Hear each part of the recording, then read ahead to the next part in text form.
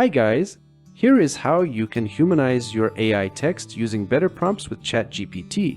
However, please note that this is not a 100% foolproof method. Anyway, let me open ChatGPT. I will give a simple prompt. Write about Nepal in 200 words. At first, we are trying to generate text without any writing instructions. Let me copy this. And I will test the AI content on quillbot.com, paste it here, and detect AI.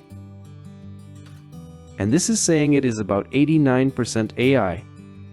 Now let's try with our prompt. This is the prompt we are going to use. We will provide this.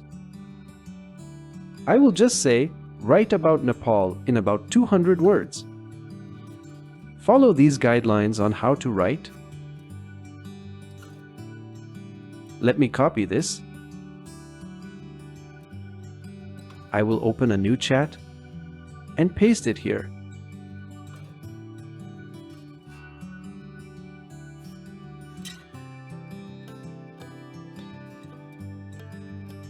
So it is done. Let me copy this and again test with quillbot.com. Detect AI. You can see it is saying 0%. Please note this is not a 100% foolproof method.